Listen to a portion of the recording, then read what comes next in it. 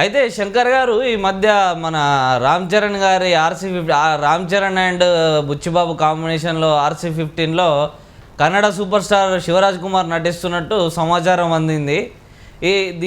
ఈ సినిమా మీద అంచనాలు ఎలా ఉంటాయంటారు? చూడండి, ఈ కన్నడ సూపర్ స్టార్ శివరాజ్ కుమార్ తోని ఏదైతే తీయాలనుకుంటున్నారో ఈ రామ్ చరణ్ అలాగే బుచ్చిబాబు సానాకి సంబంధించినంత వరకు ఈ సినిమా చాలా వరకు ఒక పాన్ ఇండియా రేంజ్లో తీసేందుకే చాలా వరకు ఆసక్తి చూపిస్తున్నట్టు మనకి తెలుస్తోంది. ముఖ్యంగా ఈ సినిమాలో ప్రధానంగా మనకి అంతర్జాతీయ స్థాయిలో పేరు సంపాదించుకున్నటువంటి ఆస్కార్ అవార్డు గ్రహీత మ్యూజిక్ డైరెక్టర్ AR రెహమాన్ కూడా ఈ సినిమాలో లైనప్ చేసినట్టు మనం గమనించవచ్చు.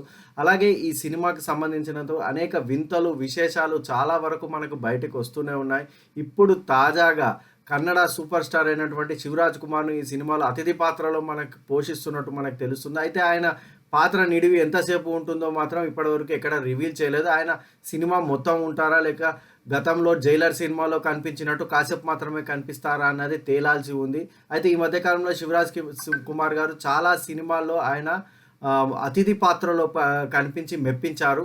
అలాగే ఆయన సినిమాల్లో చాలా వరకు కూడా ఎక్కువగా అతిథి పాత్రలు చేస్తూ ఉండడం వల్ల కన్నడలో పెద్ద మార్కెట్ ఉంది ఆయనకి. కన్నడలో మార్కెట్ని ఆకర్షించేందుకు కూడా ప్రస్తుతం ఈ రామ్ చరణ్ బుచ్చిబాబు సానా దర్శకత్వంలో వస్తున్నటువంటి సినిమాలో ఆయన్ని చొప్పిస్తున్నట్టు మనకు గమనించవచ్చు. ఇక ఈ సినిమాకు సంబంధించినంత వరకు మనకు బ్యాక్గ్రౌండ్ చూసుకున్నట్లయితే మొత్తం స్పోర్ట్స్ బ్యాక్గ్రౌండ్లో ఈ సినిమా నిర్మిస్తున్నట్టు మనకు తెలుస్తోంది. ఇప్పటి వరకు తెలుగులో స్పోర్ట్స్ బ్యాక్గ్రౌండ్తో వచ్చినటువంటి సినిమాలు చాలా తక్కువ ఉన్నాయని చెప్పవచ్చు. గతంలో 2004 ఆ సమయంలో కేవలం సాయి సినిమా వచ్చింది. అప్పట్లో రాజమౌళి రగ్బీ సినిమా మీద తీశారు. ఆ తర్వాత ఒక్కడు సినిమా 2001 సమయంలో వచ్చింది. అప్పట్లో మహేష్ బాబు కబడ్డీ నేపథ్యంలో ఈ సినిమా తీశారు. అయితే చాలా సంవత్సరాలు, అంటే దాదాపు 20 సంవత్సరాల తర్వాత ఒక స్పోర్ట్స్ బ్యాక్గ్రౌండ్లో ఒక భారీ సినిమా వస్తున్నట్లు మనం గమనించవచ్చు.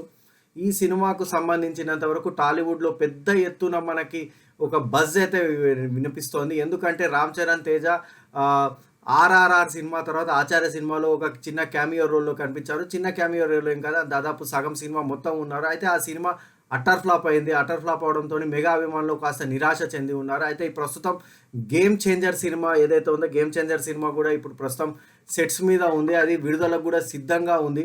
అయితే ఈ సినిమా కూడా గేమ్ చేంజర్ సినిమా రిలీజ్ తర్వాత అతి త్వరలోనే ఈ బుచ్చిబాబు సానా సినిమా కూడా అతి త్వరలోనే పట్టాలెక్కే అవకాశాలు మనకు కనిపిస్తున్నాయి.